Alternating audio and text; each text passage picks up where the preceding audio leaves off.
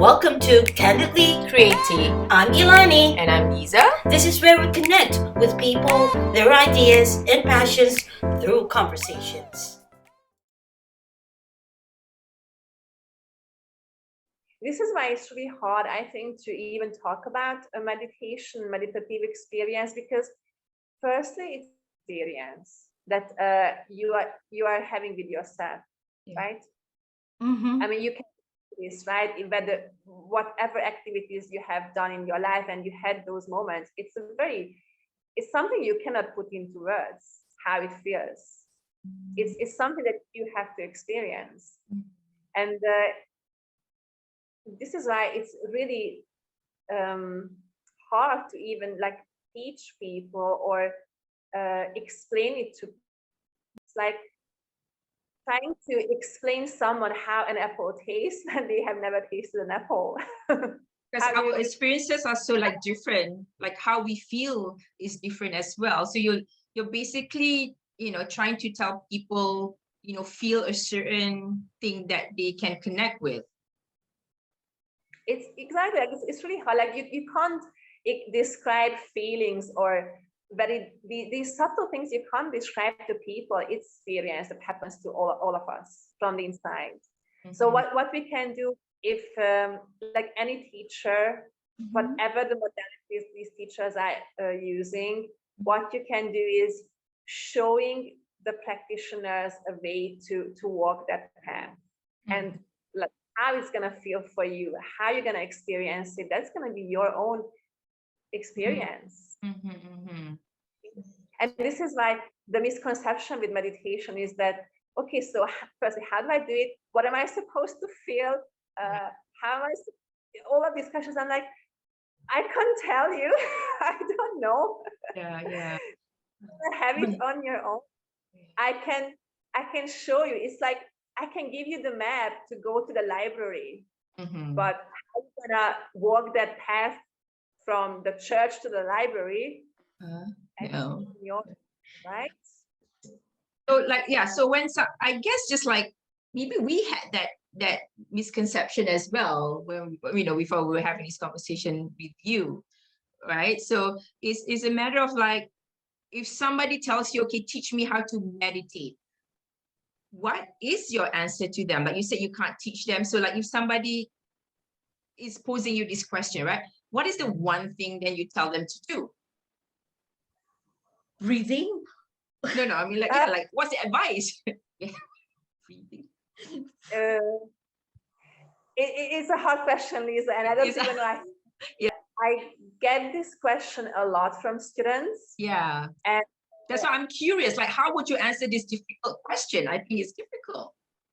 It's very hard. It's like, I take a deep breath and I'm like, okay, let's talk. Right. Let's sit and talk. That's your issues, right? Exactly. It's because teaching someone something very, very subtle, whose experiences in the very gross, in the very physical world. Mm-hmm. The best way I can describe it is that you want to go from the base of the mountain to the top of the mountain, right? Mm-hmm. Top of the mountain is your meditation experience, or meditative experience when you are above everything, when you're just looking at everything from an upper point of view. You're down here at the base of the mountain. So you're telling me here, I want to be up here. And I'm like, okay, so let's climb up. Mm-hmm. But how to climb up? I can give you guidance. I can give you tools. I can show you. You can go on this steep path. Mm-hmm. You can go on this curving roads as well. Mm-hmm. There are probably other ways you can cut your way up. Which one is going to work best for you? So this is why it's a very, very hard question to answer, in my opinion, that going from a very physical growth experience straight to the subtle, you have to go step by step. You have to take it part by part. So it's an individual pace then. So whatever your experience is, whatever you enjoy doing. So it's just not like, oh, breathe, then you'll get your meditation. You know, like I think if we always think, oh, you just do Absolutely. your And breathing, you like close your eyes, and you'll get into that meditative state, and you're like fine. So right, like that's this whole idea I think that we usually have. But you're saying it's just very individual process, finding what works for you, you know, to eventually get into that place. Right, you're right. Some people might say, okay, I'm doing this breathing technique, but I don't feel relaxed. What are you talking? Like they can say, I'm not feeling relaxed. What are you talking about? But you know, you're doing the 4-6-7 method. Like breathe in 4, you know, hold for 6, and then let it out. So you're right. It doesn't. One size does not fit all. So definitely, like breathing practice is very, very useful. But also, just if you want to like put it in this example I gave you, like the mountain example, like any physical activity that we're doing, let's say it's a physical yoga, or it's running or jogging or swimming, physical, right? Your physical experience at the bottom of the mountain. And if you're still stuck there, I can't give you the next step, which is the one step above the breathing practice, because you still haven't get the physical agitation out of your body. And this is why you can't focus on your breath.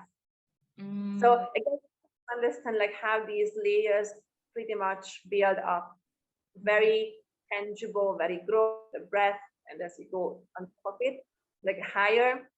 So if somebody who is a very physical person, who is always wants to move, you know, they like anything, like they just like to be out and just be always active.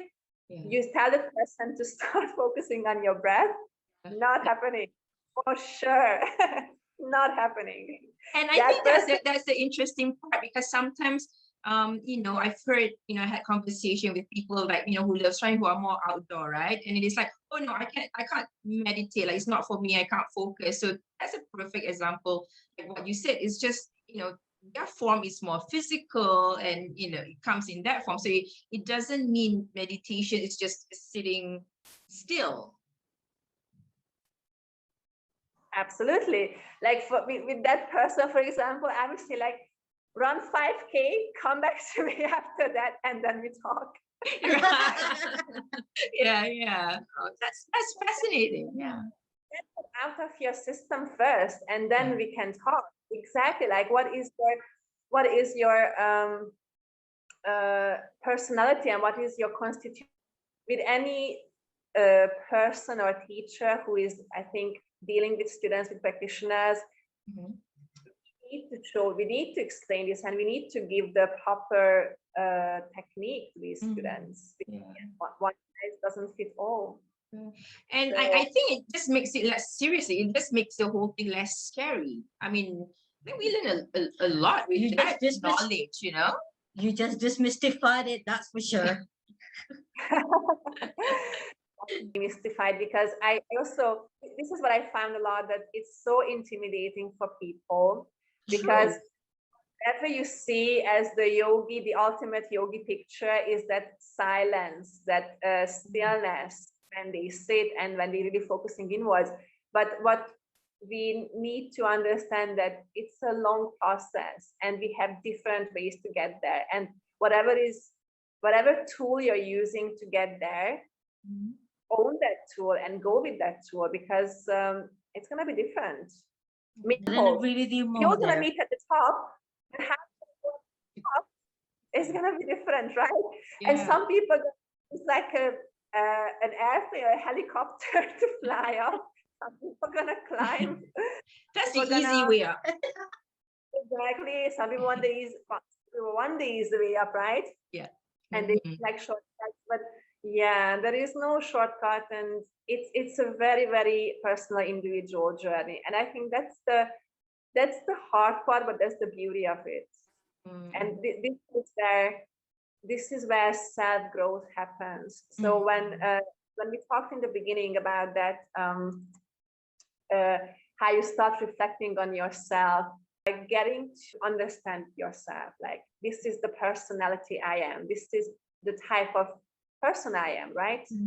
That's starts with we have to understand ourselves before we make judgments about our environment. Yeah, that's true. So, So yeah. would you say it is a slow process? I think we need a lot of patience with ourselves, and it's a work in progress. So I think that's why I think it's important to know it is part of life. It's just part like what you do with your life to always constantly grow. It's not like Yeah, being patient with yourself. I think that's a really good point, though. I mean, like, you really have to be kind and gentle to yourself.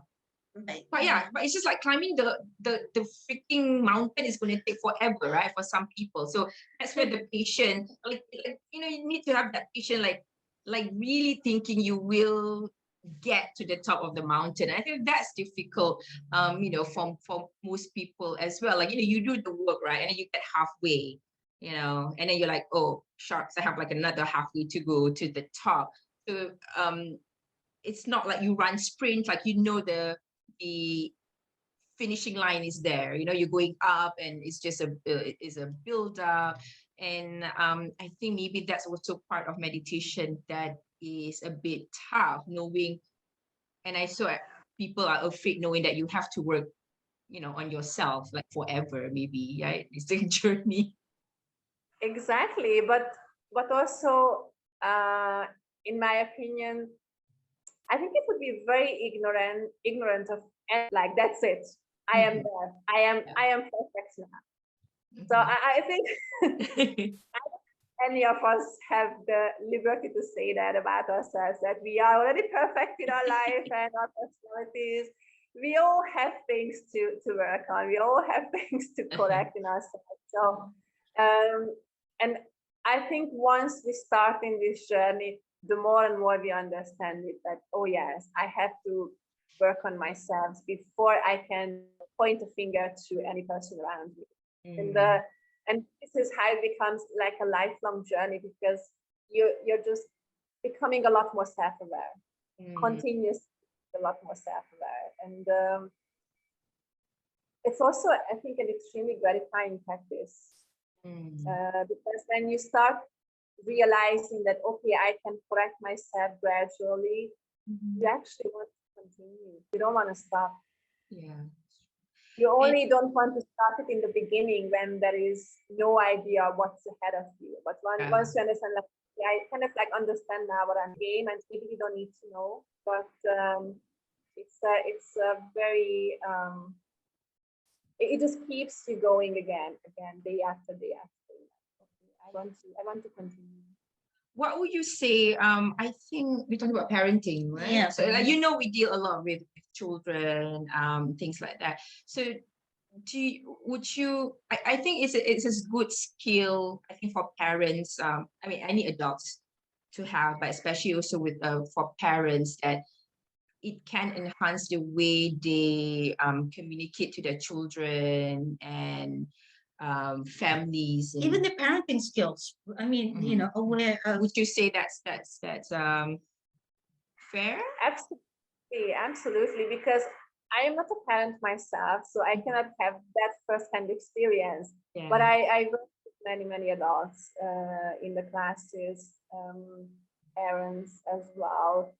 Actually, even have had kids coming to the class, some yoga classes. So what I have found, I'm talking about from the yoga perspective right now. I found that any family who started to practice together, for example, it was having a beautiful effect on their relationships, whether it was the couple, the married couple, or mother and child. It definitely strengthens their relationship from the yoga perspective, because it's something, it's like a journey that we're all going through together, right? And then we share the experience with each other, because it's something that we are all learning, and that can be extremely bonding between family members. That's something I have found. And I think it's a beautiful thing to see that.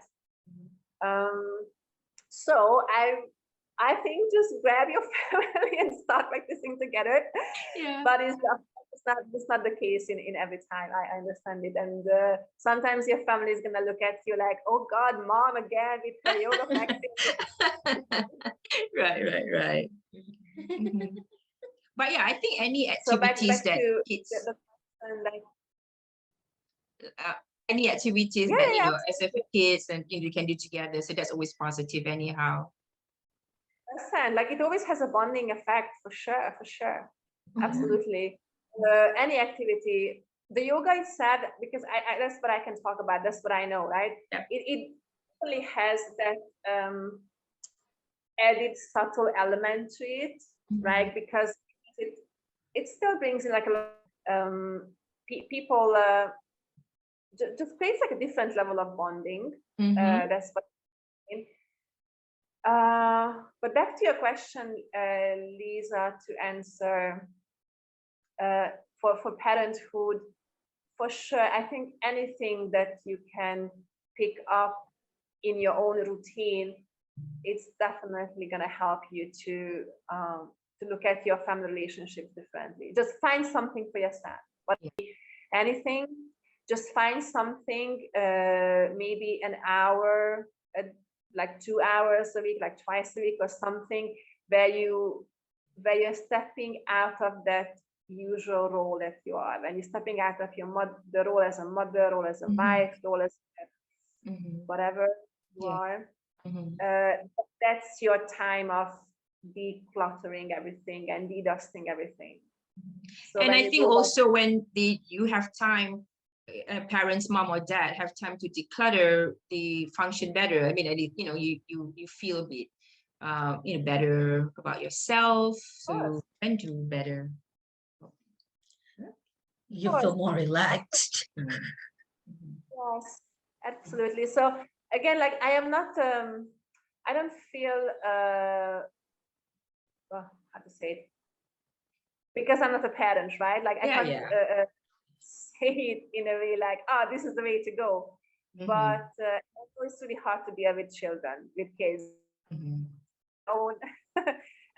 Sometimes maybe it's useful to really like you as a parent just go through that calming down moment before you start you know parenting your child, to make whatever you're parenting is coming from a not that because kids as well emotional, right? They react to everything very emotionally, and emotions when they clash, that just is like a storm, even bigger storm.